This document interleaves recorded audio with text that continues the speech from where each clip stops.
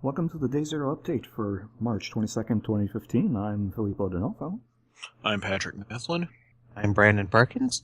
and Teresa is not here with us today. She may be joining us later on in the show, but right, there were just some scheduling conflicts, which it tends to happen when you have Children. to a whole that and a lot of people working together on a show, but But hopefully she'll be joining us later on because there are a couple news items here that I'm really hoping to hear her 2 cents on. Yeah. But before any of that, Phil, what have you been playing? Been playing quite a bit this week. I got, Defense Grid 2, obviously, still playing that. Dead or Alive 5 last round, I've been playing some more of that. I managed to actually find one ranked match, so that's progress, I suppose. You're on the board. Yeah, just one. Yeah. That's on the board. That's a thing. Yeah, been playing Axiom Verge, which I still can't talk about until after next week's show, which is really annoying. Mm-hmm. Yeah, and let's see what else. So yeah, Ollie 2, Welcome to Ollywood. That game is fantastic. If you don't have it on your PlayStation Plus account, definitely need to pick that one up while it's still free. It's a nice little two-dimensional, very stylish skateboarding game. Kind of reminds me of what Tony Hawk used to be before it got stupid. See, I was about to ask if it was kind of a skate or die type thing. No, it's more like just you've got to run to complete, and that's pretty much all you do. Huh. And it's got a nice, simple to get into skill system, but it works really well. Cool. Yeah, and I've also been playing Jamestown Plus on the PS4, which is pretty darn fantastic, really. If you like vertical scrolling shooters set in the Spanish-Martian War, you're probably well served with this one. Oh, okay then. That sounds interesting enough. Yeah, well, it might sound like I'm making light of it, but it's actually a really well done game. The art is excellent, the soundtrack is excellent. 4-player co-op. It's really well done game. So, cool. How about yourself? I'm still on Ridge Racers 2, I promise. Been dragging my feet kind of getting some of the videos up on my YouTube channel, but I'm hoping I will complete that in the next couple weeks. I really love the quality of footage that's been coming out with the PlayStation TV and my capture card. It really shows off the game well. I've started Monster Hunter 4 Ultimate, but I can't really talk a whole lot about it at the moment because by started, I mean I've created a character and have done approximately 2 missions. Yeah. And so I have barely dipped a foot in the water, but it's going pretty well so far, and I can definitely see why the series has all the fans it has. My big addiction right now is Final Fantasy Type 0. Came out this week. I've been playing that for the review. I've also been playing the Final Fantasy 15 demo that comes with it. And I'll be talking about that here in a moment. Yeah. But no, Type 0 is a fantastic game. It really blends some action RPG elements with very traditional Final Fantasy elements of its own. And, word is out, obviously, that the ending hints at Type 1 finally being made. Yeah. So... I'm curious, did they actually change the ending? That's what I gather. I did not play the PSP version all the way through, but from what various websites are saying, yes, they did change the ending to imply Type 1 is, to basically act as an announcement of Type 1. Yeah, so they were really betting that the HD remaster of Type 0 was going to do well. Yeah. Which, when you include the Final Fantasy 15 demo, there was probably no way it wasn't going to do well. Yeah. But, no, Hajime Tabata has a really good thing going with Type 0, and apparently with Type 1 coming. So it's something I fully welcome. We need more of this, and it's another sign that Square Enix is getting stronger again for after such a long time. So, Brandon, what have you been playing? Well, let's see. I'm still sort of pecking away at Remember Me. About midway through that, I think. Also started Far Cry 4 the other day, which I have been enjoying. They are right. It is basically Far Cry 3 in the Himalayas, but with a way more interesting antagonist, from what I gather. Yeah. Mostly because they basically took, probably the most interesting character that was in Far Cry 3, of course, was Voss, and of course he ends up dying in the halfway through the game or whatever. But in this case, they've got the antagonists basically with all the craziness and charisma of Voss, but he is the main guy. Yeah. It still kind of throws me off that, this guy is basically just some American tourist who gets thrown into the middle of the Himalayas, and then suddenly he's a super awesome gorilla. Did you do the fast ending? I've already seen the fast ending, so... Did they ever find that other hidden ending that that the developers implied shortly before it was released?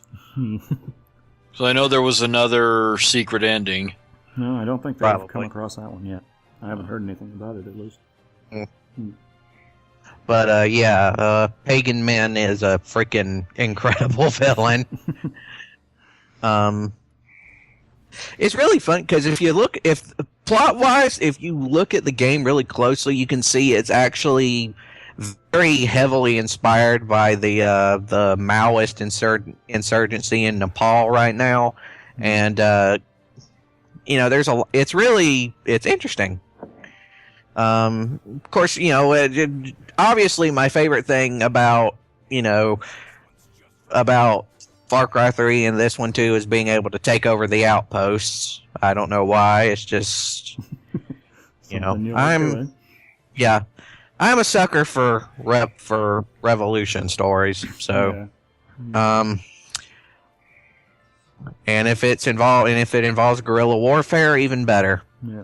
But also, I've been playing Five Nights at Freddy's 3. And when I say playing Five Nights at Freddy's 3, I mean I'm hidden safely under the covers while tentatively pecking at the keyboard, because these games are almost designed to scare the shit out of me. First of all, animatronics creep me the hell out, and that's the reason I can't go to Chuck E. Cheese. Well, I mean, anyone who still is able to probably had it squoze out of them by this series. Yeah. And the thing is, here's the thing. People who play Five Nights, you can usually tell the difference between who it is that plays Five Nights at Freddy's and who says they play it but really haven't. And it's usually the ones who say it's all jump scares. And those people are lying pants on fire, because it's not the jump scares that get you. It's the incredible sense of dread that these games give you. Because if Scott Cawthorn is good at one thing, it's being able to give you just this ensuing amount of doom, where you're at a point where it's like, screw it, just show up and kill me already. And he's been able to make that sense of doom increasingly more and more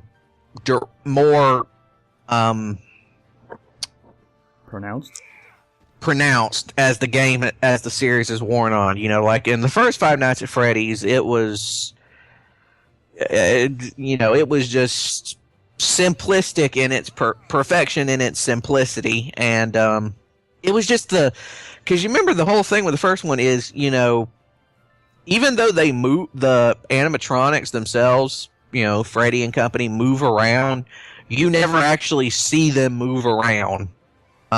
They act sort of like the weeping angels from Doctor Who, where as soon as you get your eyes on them, they just stand perfectly still, until they finally get you. With the exception of, Foxy the Pirate, he's the only one you can actually see running down the hallway. Mm-hmm. And it's really freaking scary, too, because you'll just be sitting there and all of a sudden you'll hear, it's like, motherfucker! But here's the thing. Five Nights at Freddy's 3 is a little different. For one thing, Five Nights at Freddy's 3 has only one actual animatronic in the game. But here's the thing. This one, you can actually see move. He'll still do they call him Springtrap, and he's sort of like an amalgamation of all the different ones, like all put together, because in this particular Five Nights at Freddy's game, the whole idea is that, the whole Freddy Fazbear's Pizza thing is, the whole franchise is dead, but they've made this thing into like a dark ride or a spook house. So you're basically acting as a security guard for like a carnival attraction. And the thing is, though, there's this weird thing where one of the things you have to do is you have to keep the ventilation clear, because if you don't, I'm not sure exactly how this is supposed to work out in the universe of the game, but you'll actually start hallucinating stuff, and like you'll actually start hallucinating the other former animatronics, and if that happens, it'll actually screw with the systems, and the alarm will start going on, and that will attract Springtrap. And the thing is, Springtrap will do either the thing where he'll stand perfectly still, but sometimes you can actually see him like slinking around in the background, like really carefully. Sometimes he'll even peek around the door, and it's really unsettling. But God, I love that game series. I don't care what anyone says. It's just made to creep me the hell out. But you know what? None of that really matters, because I've also been playing Ori and the Blind Forest. And that game is amazeballs. Yeah. It is amazing. The first 10 minutes of this game are basically like the first 10 minutes and up. And those of y'all who are listening, you'll know what I mean by that. But it looks gorgeous. It is a beautiful looking game. I mean, astonishingly beautiful looking game. It's a sort of a Metroidvania type game. You basically play this little sort of cat-like forest spirit named Ori, who is basically, he's trying to, I can't talk too much about the story without it spoiling too much of it, but needless to say, it's a really fun sort of Metroidvania type game, gameplay-wise. The platforming's really good, and it's, controlling him as Ori is very intuitive. My one beef with the game is the fact that you do have the ability to make your own save points in the game, but it costs resources. So you're limited to the amount of saves that you can create. That reminds me of the original localization of Lunar Eternal Blue. Yeah, it's not a problem most of the time, but there are some parts where it can be a little frustrating. Yeah. But other than that, I highly recommend it. Yeah. And last I checked, it's only like $20. So yeah, it's Xbox One, and it's also on Steam, I think. Yep. So, Ori and the Blind Forest, give it a try. It's great. You will feel. Yeah. You will feel and you will weep like a little girl. It just... But that's all I did, so... Yeah. Pretty busy week. Mhm. So you want to talk about the demo now? Yeah, I want to talk about the demo. Okay. We've been through Final Fantasy demos before. Generally, we know what we're getting and what we're not getting from them. I'm really hoping that this demo is selling Final Fantasy 15 really short. Because there have been divisive entries in the series before, to say the least. 8, 12, Oh, yeah. 15. At the same time, you can take all of those games that divided the community up, and like the most divisive question you could ask about them is, how well, if at all, does it represent the Final Fantasy series? With Final Fantasy 15, at least as it is presented in the demo, you can't even really get a definitive answer as to whether it qualifies as an RPG. Or even an action RPG, for that matter. It feels like a sort of... kind of like a bad character action game with a few RPG elements ham-fisted into it. And then a couple of thematic inclusions just to try and justify the Final Fantasy name. I don't know. I mean, when it started out, this wasn't supposed to be a normal Final Fantasy game. It was one of the spin-offs. It was Versus 13, and it was a spin-off of Final Fantasy 13, just like Type 0. And for its part, Type 0 holds pretty fast to that that tie-in. It uses a lot of the same terminology as Final Fantasy 13. With Final Fantasy 15, even if you want to call it an action RPG, it's not a very good one because there are so many problems with it that genre got past long ago. The camera is horrific. The target lock system is almost useless.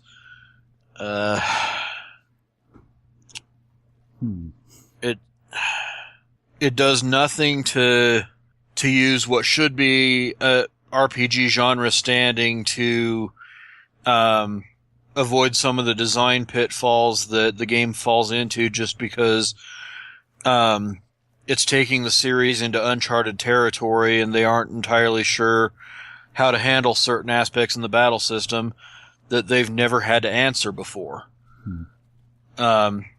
Once you get down to 0 hit points, it's not game over. You just enter a sort of weakened state where you can't attack or defend. And any damage that you sustain will get taken out of your maximum hit points until you get to a rest point. The problem with that is if your party got split up, or if you're just in an unfortunate position in the environment relative to the enemy, you'll just get beaten down until the inevitable defeat.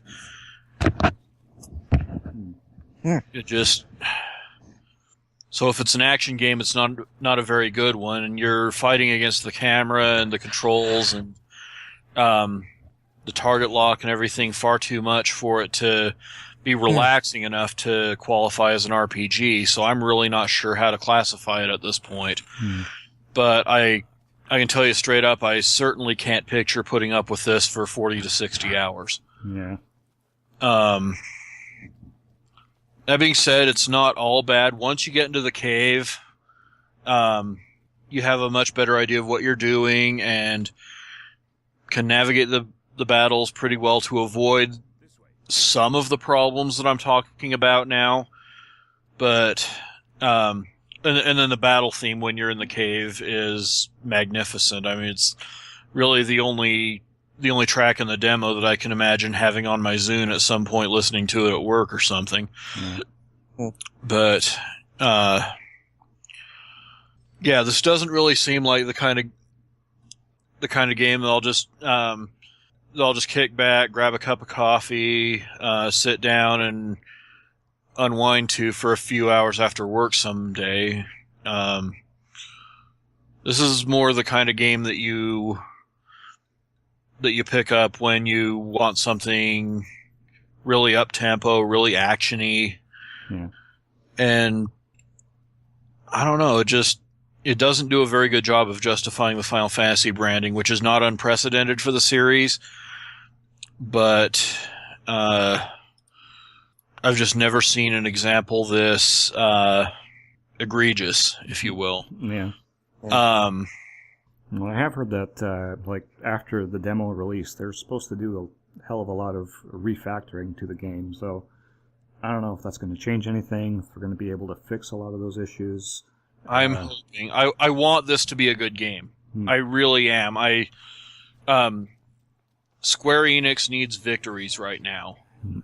And I hate to say it, but if the game that they ship, whether it's this holiday season, next spring, whenever it comes out, the game that they ship, if it's anything like what we're playing in the demo that came with Type 0, this is not going to be a victory for them. Yeah.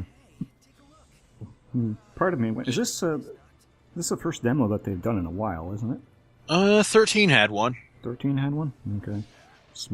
Part of me wonders if they're putting it out this early to get some of that feedback, to kind of steer the game back where it needs to go. And another thing to keep in mind is that Square Enix spent the better part of the 6th and 7th generations. I've almost called them a self-loathing company for no good reason. They've kind of disowned traditional JRPGs in the, eternal hunt for the global market that doesn't really exist. And thankfully, now Yosuke Matsuda, the new head of the company, knows that was a farce. But Final Fantasy 15 is just kind of a leftover from that era. And when it was in development, it was all in trying to capture that global audience, and that's what I kind of trace some of those action elements to. But I don't know. After playing the demo, I can't really call it a relic of that era so much as a microcosm of it. And that is something that could end up being absolutely disastrous for them if they really stay the course. Yeah. So, well, hopefully they get enough feedback from, players like you and everybody else who buys Type 0. Yeah. Well, the only problem I have with that is that there are too many. This is going to sound downright venomous, but the Final Fantasy fandom is full of way too many yes men who will just follow it wherever it goes, regardless of whether it's good, bad, or whatever. They just get hyped knowing that Tetsuya Nomura and that core team is working on something. And there's a lot of Nomura-ness to Final Fantasy 15, even though he's no longer on the active development team. Yeah. He did do the character designs, he did do a lot of the visual direction, and he did have quite a bit to say in the story and setting. And so I think a lot of the fans are going to get hung up on that and forgive it for its many, many flaws. So I'm not sure how much feedback is going to really change anything just because of the nature of the fan base. Mm-hmm. It's really one of the reasons I don't care much for fandoms in general. But my experience was always that the Final Fantasy fandom was one half yes men and the other half were complete assholes. I would probably be that last part, in all honesty. But no, like, I grew up loving Final Fantasy, and I really, really want it to be great again. And based on the current situation at the company, I'm not looking to Final Fantasy 15 to be the game that solves everything. I'm looking at Final Fantasy 16 to be that game. Yeah. Yeah. Because that will be the one that happened on Matsuda's watch. And that's already in active development, isn't it? I would be surprised if it wasn't. If I were to guess about who the director would be, I would probably be inclined to say Hiroyuki Ito. Largely because, I mean, that's not just wishful thinking on my part. It's partly because he needs something to do, and it's his turn to make one. Yeah. Pretty much. That's just the way the company's worked lately. Yeah.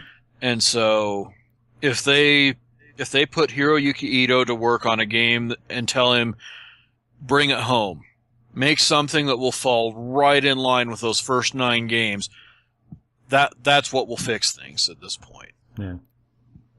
Because it's been a long, long time since we've had a traditional Final Fantasy game on a proper console, and, you know, without any asterisks attached to it. Yeah. And so I really hope that happens, but at the same time, I'm not hoping for Final Fantasy 15 to be a turd either. No. So hopefully they can get it together and call it a real success story for them. I'm just really skeptical with what I've played so far. Yep. So just had to get that out of my system. Well, that's a nice thing about this podcast, is you can vent. Yes. And now for the next couple of hours, we'd like to talk to you about Jesus.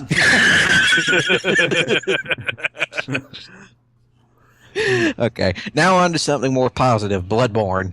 Yep, that's coming out on Tuesday, and you're looking forward to it, but can't play it. Yeah.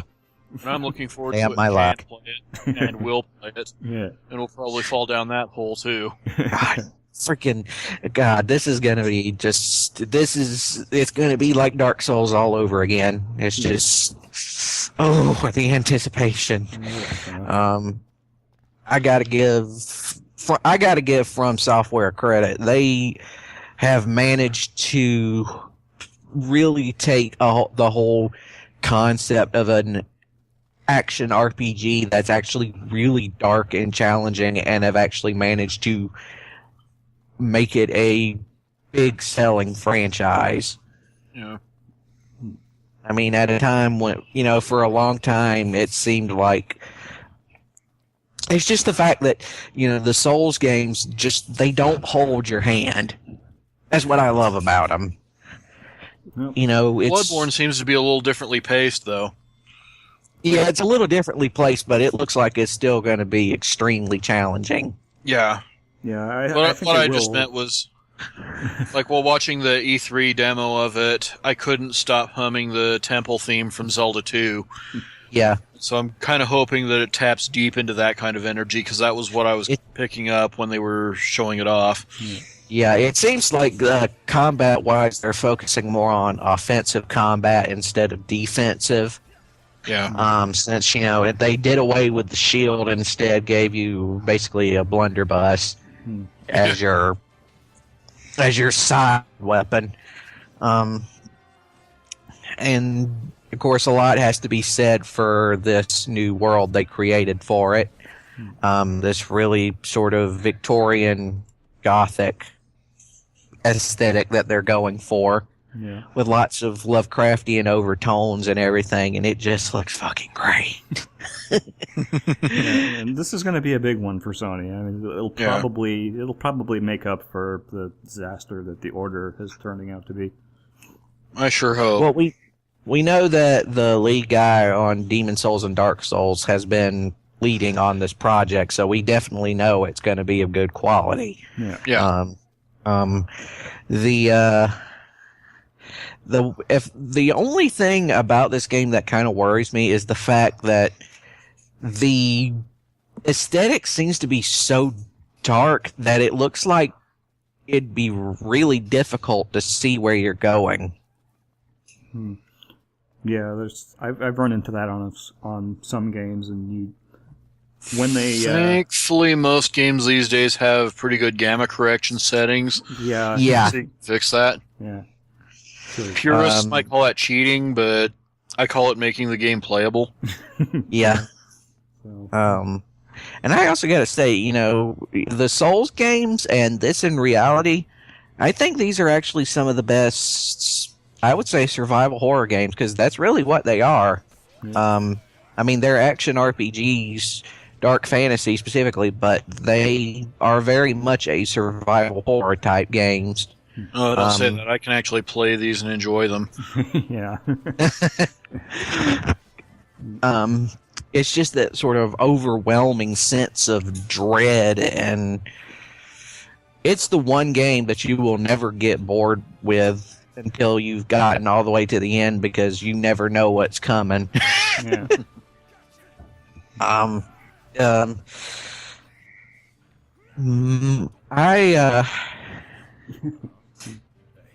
There's the one thing, as I have heard rumors from people saying that one of the things about this game is that it's going to have some parts that are randomly generated.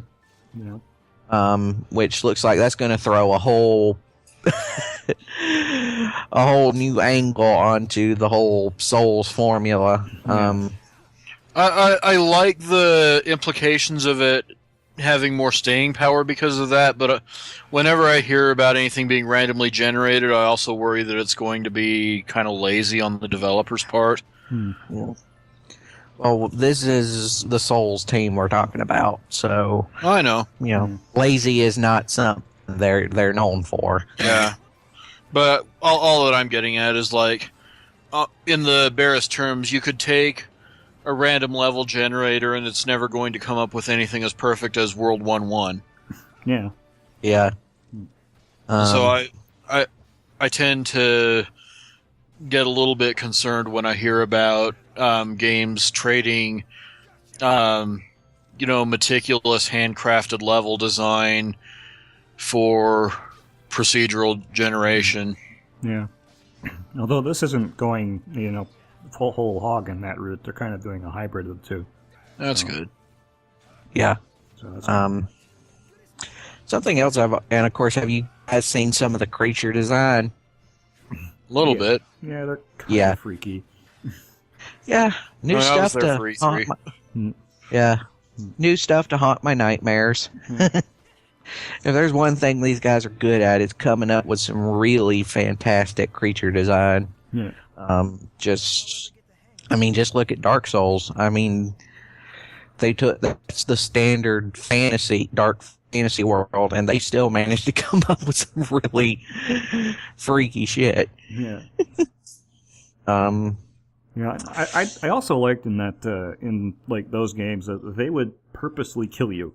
Oh yeah, they basically let you know you're gonna die a lot in this game, and the best part is it's part of the plot too. Yeah, like they actually managed to take that and integrate it into the overall scenario. Yeah, you are basically like this lost soul who's basically doomed to constantly come back over and over again until finally managing to get to the end. Yeah. But as Bloodborne's coming out next week. Yeah. I mean this week. Sort of a way of taking the concept of it's impossible to fail and still making it creepy as fuck. Mm-hmm. Oh, looks like you'll have to pick up a PlayStation 4 at some point. Yeah, apparently. Dope. No, I'll have to. Let's see if I can find something on eBay. That won't bankrupt me. Yeah. Alright, whatever. Yeah. Alright. Yeah, 27th. I just thought I'd mention a quick mention of Forza Horizon 2 presents Fast and Furious, which is basically a tribute to Paul Walker. Yeah. So, if you got an Xbox One, download that. it's going to be free for the first month. So a good mix-up of the content from the game itself, so looking for something a little bit different, then that should fit the bill. Yeah, you'll have a nice variety of the cars from the movies as well, so you'll have all the good stuff to play around with. And yeah. I wonder if any of those cars will end up importing into Horizon 2, because that would be pretty nice. Yeah, that would be really nice. And we should mention that, at least last time I read about it, it was a standalone game that you do not have to have Forza Horizon 2 to play. Yeah, it's completely standalone as far as I know of right now. So, cool. Freebies. Gotta love them. Yes. Yay. Yeah. We love free stuff. Yep. So, following up on the net neutrality news from a couple weeks ago, it seems that they really were just waiting for news of that to come down before bringing the hard information about PlayStation Vue and Sling TV. We now have our channel lineups, our pricing structures across the board for both services. Right now it looks like PlayStation Vue is going to be more of a straightforward replacement for cable and satellite, with a whole mess of channels but priced accordingly, while Sling TV is a little more bare bones. It's just a few channels, but the key inclusion here is ESPN, and it's priced quite reasonably compared to PlayStation Vue. Yeah, and the Xbox One app for Sling TV is available now, so yeah, you do get a 30-day trial on that, as opposed to the 7 days you get if you sign up through the website. So, tip, if you want to try it, do it on the Xbox One. You'll get a longer trial. Yeah. Let's see. Forgot what I was trying to pull up here. So, but yeah, I think I'm leaning toward PlayStation Vue. It's got NBC Sports Network for my hockey fix, and then if they add Altitude Sports and Entertainment to the kind of Intermountain West version of the $60 tier, then they'll handle all Colorado Avalanche regional coverage, and that's something I would definitely pay $60 a month for. Yeah. It beats paying, $80 plus for Comcast or whatever your provider happens to be in the area you live in, because there's usually only one. Yeah. As long as prices for PlayStation Vue don't go completely out of control, this is going to be what keeps cable and satellite providers honest. Yeah. I think that in and of itself is going to be worth the cost of admission. Yeah. Oh, yeah. So, from that to some slightly sad news, if you're a fan of TXK and we're waiting for it on PS4 or Android or PC or any other platform, it ain't coming. Yes. Yeah. Thanks, Atari. Quote unquote Atari. Yeah.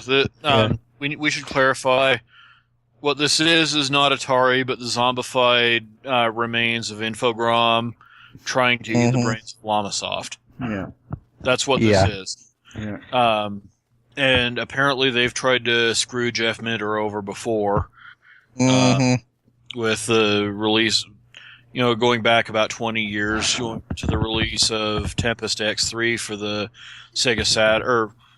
Sega Saturn got Tempest 2000, even though it was X3. Yeah. PlayStation got X3, which was just different enough that they didn't owe him anything. And I'm just sitting here wondering where Dave Thierer is while all this is going on. And maybe two people got understood what I was talking about there. But yeah, it's bullshit. Everyone knows it's bullshit, and hopefully hopefully it doesn't progress far enough to where the cancellation sticks, but Minter sounds pretty pessimistic about it himself. So we'll see what happens. Yeah, well, I'm pretty sure someone at whatever's left of Atari will eventually come to their senses and think, hey, wait a minute.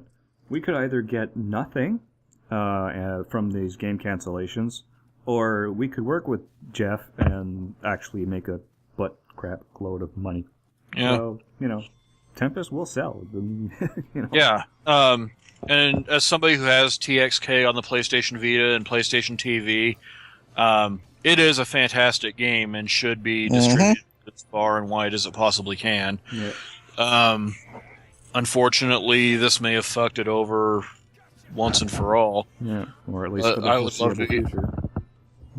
But I would love to be wrong about that, because the more people who can play this game, the better. Yeah. We'll wait with bated breath. And now for some of the surreal news. Yeah, we're still in the 90s, apparently, so let's go back to... Recurring theme, by the way. New Joe Montana football has been announced by Joe Montana himself. Apparently it's been in the works since last year, so yeah, they've been on it. Yeah. And they're even using Unreal 4, apparently. Yeah, this is not a dirty port of the old Joe Montana games on the Sega Genesis. No. This is a serious attempt at making a football simulation on modern... Uh-oh. Uh-oh. That's not good. Okay. There you go. The connection just kind of had a hiccup. Yeah, you're saying this is... That has been happening. Yeah. I did a little bit of sleuthing when I found out about this, because it's been a long time since that deal between EA and the NFL kind of made Madden the only NFL licensed game on the planet. Apparently, they've only got a year or two left on that contract now, and so I'm personally not all that invested in football in general, football video games. I do enjoy Madden every now and again. I enjoyed NFL 2K every now and again when it was a thing. Yeah. But I want to see where this goes. EA's contract with the NFL is winding down. The NFL cares sometimes a little too much how its sport is represented. If there was ever a time to start a massive grassroots community effort to curtail a renewal of this exclusivity contract, you might want to start it approximately now. Yeah. Because if you can bring it to the NFL's attention that exclusivity is causing EA to present football in video game form anything less than the best it can absolutely be, they will absolutely pay attention to that. If you can make your case, thoroughly enough and get enough people on board with it, you can get the NFL to pay attention to something like this, because if anything, they can be really uptight about the most senseless things. This is something that reflects upon their business, reflects upon the sport, and it shows them that maybe there are some other studios out there that can showcase the game better. Yeah. That's something that's the kind of thing they always pay attention to. Yeah. And this coming from Joe Montana is, it's something that the NFL will have to at least look at and not dismiss out of hand, straight away. It's like, 2K did try to release unlicensed football game going head to head with Madden, and that didn't really work too well. But they didn't have a name like Montana behind it, and his name still holds some weight. So yeah. And we both know. I mean, John Madden is going to be around all that long. So wow. Well, I mean, he's been less and Yeah, I less know. involved with the game for year after year. So I know. And Yeah, you can tell too, because the Madden series has just gotten more and more mediocre. yeah, and It just if someone brings that to the NFL's attention, then the odds of EA getting another sweet contract like that would be fuck all. yeah. yeah. So, and Joe Montana himself is pushing the right buttons with some of these hashtags like more than a roster update. Yeah. Hitting Madden where it hurts, really, with the all too frequent charge that the yearly Madden releases are nothing but a roster update. Yeah. Which some years they are and some years they aren't. But this is kind of a perfect storm that may not have been the intended goal of Joe Montana 2016, but this could lead to something pretty monumental. Yeah. And his If the timing community plays its cards right.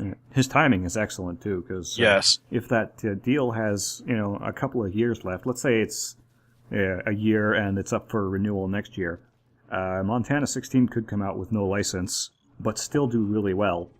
In the meantime, they have another year to iterate on it, and be in a better place to actually get that NFL license. Maybe not exclusively, but at least have a better shot at it. Yeah. And, maybe have 2K waiting in the wings. Yeah, because we don't know who's publishing or anything about this at this point, so it's going to be interesting. Yeah, it's kind of a weird RBI situation from a couple years ago. Yeah. Competition is good. We need that. Yeah.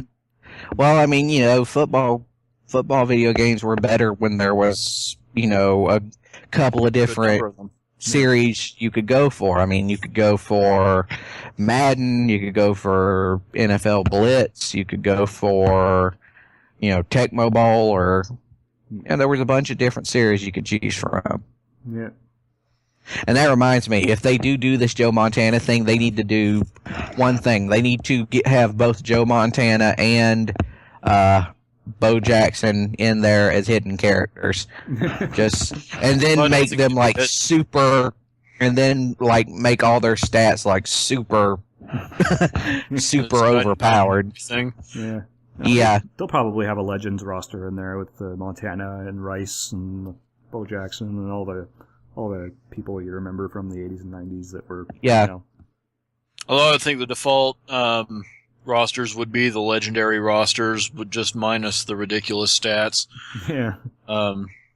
Because that's kind of the loophole they seem to be playing on is the NFL exclusivity deal that EA has only applies to current players. Yeah, that's true. So, just a little food for thought there. Yeah. As far as I'm concerned, Bo Jackson would be the one thing where the overblown stats would actually be justifiable. Considering the fact that this is the only man to be in both the Football and Baseball Hall of Fame. Yeah. So, I've seen there are like YouTube videos about how ridiculous he was in Tecmo Bowl. Yeah, they called him Tecmo Bo. Yeah. Just get the ball to him and it goes into the end zone. That's just how it works. Yeah. Or you just have him run a few laps around the field first. Mm-hmm. Well, you can actually do that with him. Yeah, you could. Ridiculous. So, I'm all for this. I'm not a football fan or anything, but I like competition where it's a story that we'll be following. So, yeah. Another story we're going to be following is Hideo Kojima apparently leaving Konami. Yeah. This one escalated out of nowhere. Yeah. Now, he's not leaving the video game business. He's just leaving Konami, the company. Yeah. I don't think there was much confusion about that fact. Yeah. Well, the reason I bring it up is because it's well known that Hideo Kojima, his passion is film, and I've always thought that he should get a shot at doing a film, but he's staying with video games for the time being, and it looks like maybe either he wants to go maybe freelance, or maybe he's going to go independent and start his own company. Yeah.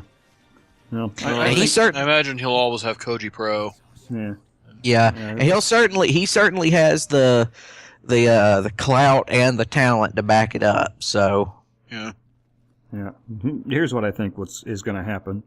You're going to have Sony give Kojima a whole boatload of money to make an exclusive virtual reality film for Morpheus. Ooh. I think my pants just got a little tighter. But that is something just made for him. Yeah. That would just be, if anybody can take, the new VR stuff and just make it just unbelievable, it's him. Yeah. Because he is the one guy of all the people in the game business, he is the one guy who's been able to give this sense of mind-bending, fourth wall breaking, and reality slowly collapsing in on itself in his games. That sounds like a perfect idea. This also does bring up the question about what's going on with Silent Hills, though. Yeah, and that's where I was going.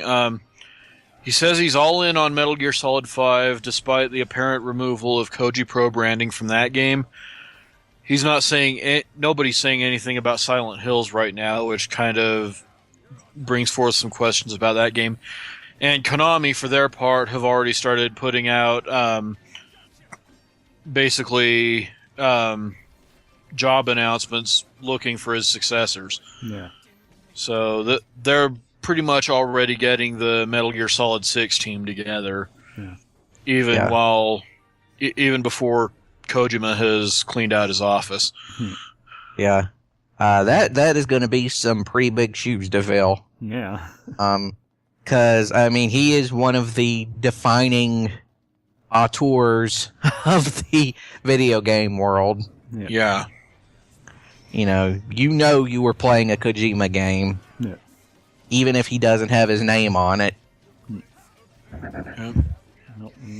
We haven't seen the last of him. I'm sure we haven't seen the last of Kojima Productions as a brand itself.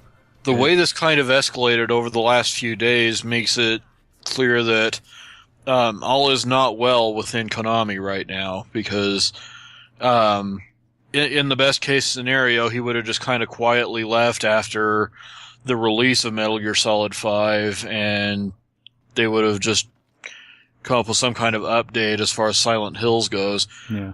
This just all kind of came out of nowhere. Something happened behind closed doors, is all I'm saying. Konami as a company has been struggling for the past few years. They're not quite as bad as Capcom is at this point, but they've got issues. I actually wouldn't be surprised to see those two companies merge in the next couple of years. That would be weird. It has the potential to be the douchiest thing that ever happened, but I don't know. I just think their products are a little too different to fit well together under the same banner, but I felt the same way about Eidos and Square Enix, too. So yeah.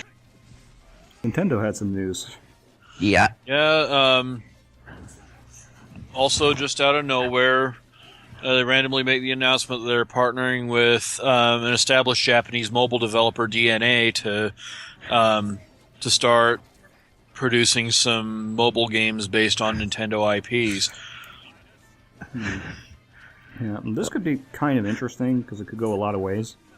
Yeah, they could go the freemium route, which I think pretty much everybody would absolutely hate. Yeah. But what I got from the interview that Iwata gave is that he's not too interested in doing pay gates like that. Yeah, he wants to go for whatever whatever feels like it's going to be best for consumers and best for the player base. Mm-hmm. He had a really good talk with Time Magazine where he just laid everything out about that, and we'll be linking to that in the show notes. But this is not something that they're doing kind of half-assed or by the seat of the pants. They're really they're thinking before every step they take on this. Yeah. Mm-hmm.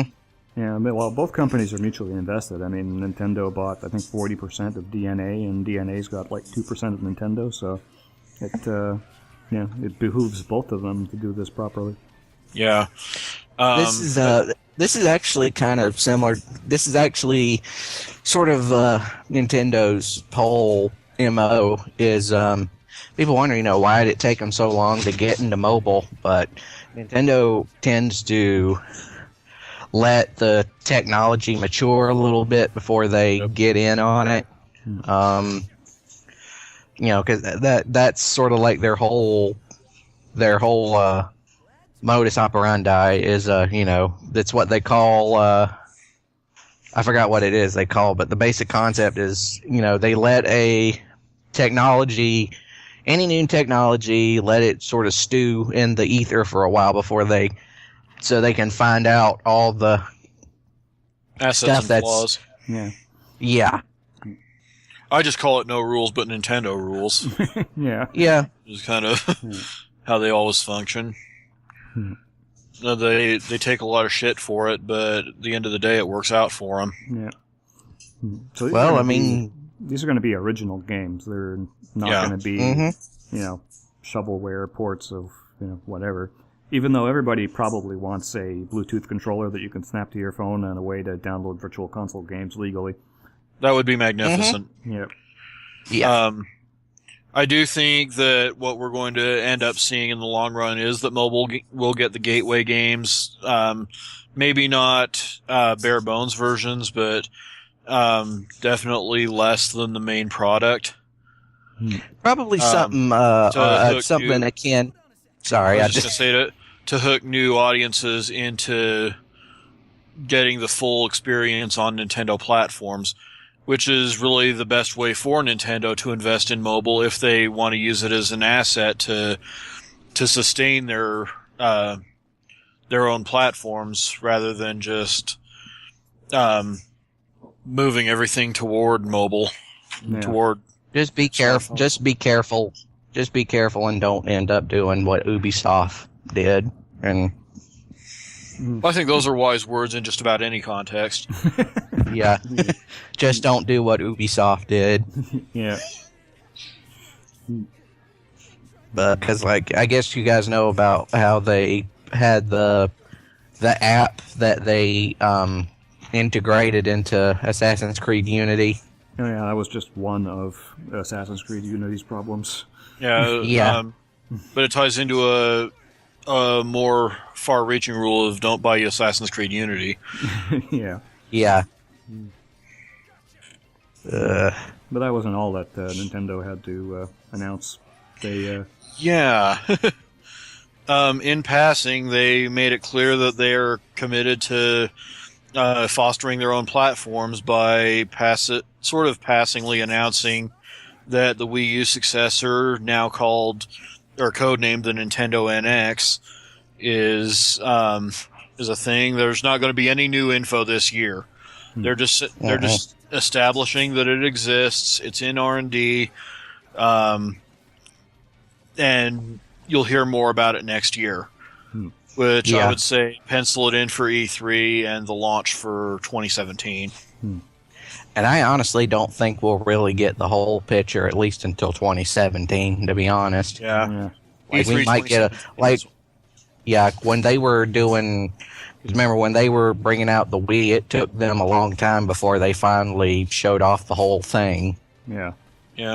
I mean, we went through 2 or 3 E3s without... just that 1 year we got, all they showed was the controller, was the Wiimote. Because they didn't have anything to show for the Wii. Yeah. Right. And that is something that we'll be covering on our upcoming Rules of E3 special. Yeah. This is one of the rules. We'll just say that much right now. And of course, the fact that it's so far off isn't stopping EB Australia from taking pre-orders, which is... Yeah. Yeah, this is a nice little revenue stream for EB Australia. They'll take pre-orders for something that's at least 2 years out. So we have everybody no idea what it is. No idea what it is. So everybody forgets that they actually pre-ordered it, and then they'll go and they'll pre-order it again. Yeah. Well, you know what's going to happen is that these people are pre-ordering it right now thinking that they're going to guarantee themselves a system on day one.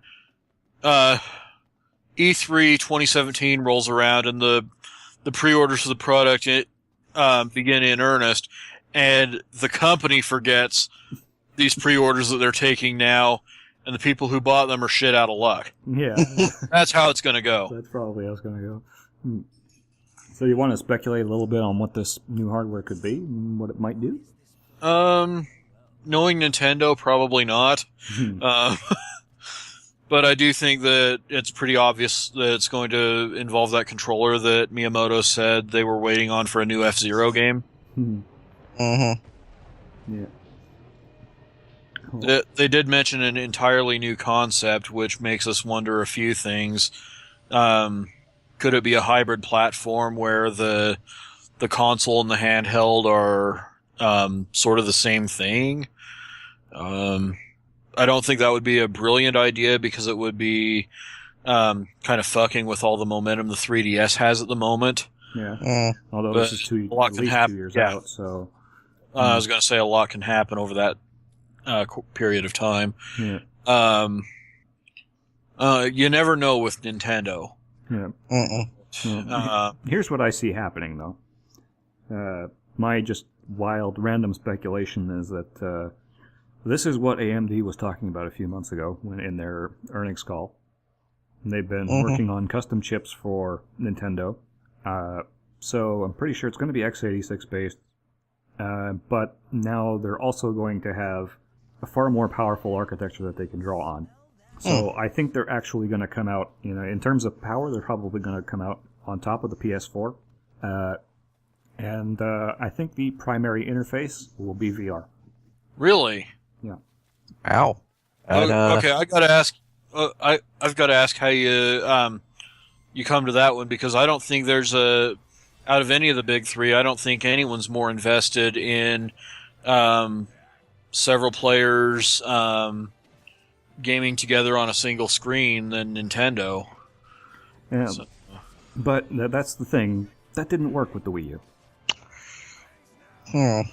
I think they're going back to the drawing boards with this one, and I believe that if somebody really wants VR to take off, it has to be the main way that you interface with that platform.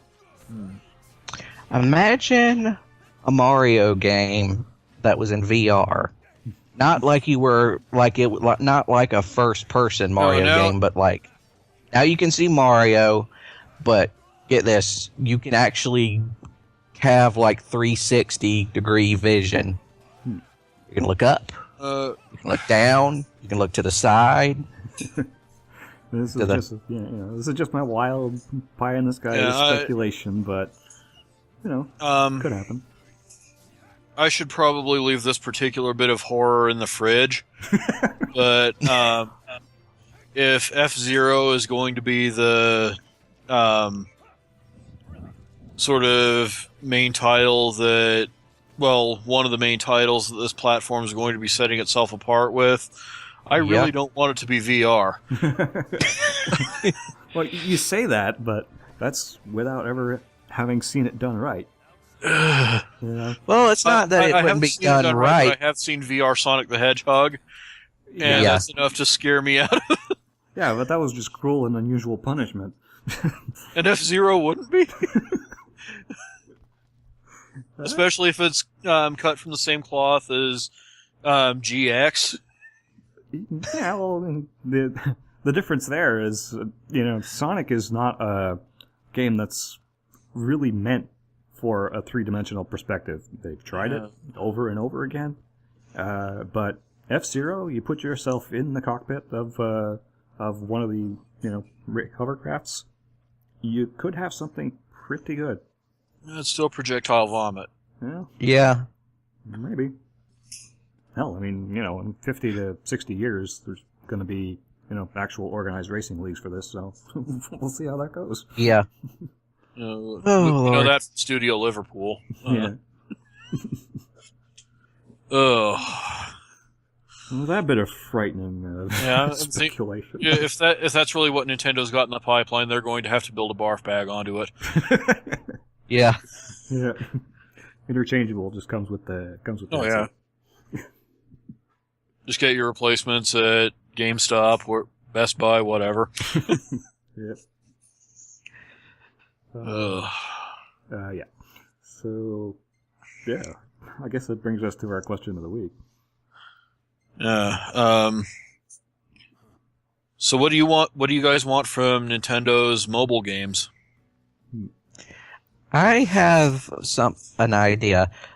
Get intelligent systems on board, and get them to make a mobile strategy RPG, something akin to Terra Battle, where it not necessarily the same format with just static imagery, but something akin to that as far as gameplay is concerned. Something where you can, arrange your characters in formation, build up stats, get new characters, something like that. It doesn't have to be necessarily in the Fire Emblem franchise. It can be a whole different franchise. But it can also be a Fire Emblem game, too, if they wanted it to be. Yeah. Now that I think about it... Fire Emblem would be a great game for them to lead with. Yeah. Yep. I was about to say, now that I think about it, Nintendo moving into mobile really isn't that far of a stretch. Well, that's why people have been clamoring for it for so long. Yeah. Mm-hmm. Because they've been working with, the typical... They've been working with touchscreen accelerometers, gyroscopes for years. This isn't anything new to them. It goes back all the way back to Wii R&D. Yeah. Mm-hmm. Yep. I don't... the only thing that kind of made it a non-starter was how deeply tied it was to kind of doom and gloom Nintendo needs to get out of hardware to kind of talk. Yeah. Mm-hmm. And, the assumption being that they would have to go to mobile as a way of abandoning their handheld platforms, which is probably the most laughable thing I've heard for, about Nintendo handheld platforms in a long time. But, some of these idiots out there just can't possibly find anything compelling or interesting in the gaming industry unless somebody's threatened of going the way of the Dreamcast. Yeah. Yeah. But... Yeah, my favorite bit of speculation was that Apple ought to buy Nintendo. That's just not going to happen. No. Nope. If any company would actually buy Nintendo and Nintendo would actually agree to sell...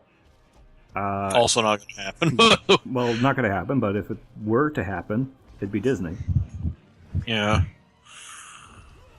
And I think the world would collectively cringe. Yeah, well, I mean, if you think about it, really, Nintendo has always styled themselves off of Disney. Yeah. So, it would kind of make sense. And they are going into more multimedia. Yep. So, imagine a Nintendo area at Walt Disney World. Yeah. Yeah. I think that's Yeah, just let that stew for a second. Yeah. Well, sounds to me like that's pretty much all we got to talk about for the week. Yeah. Yep. I'll consider that a show. It was a good show. Yep. Yeah. Well, with that, I'm Filippo D'Onofrio. I'm Patrick Mifflin. I'm Brandon Perkins. Update complete.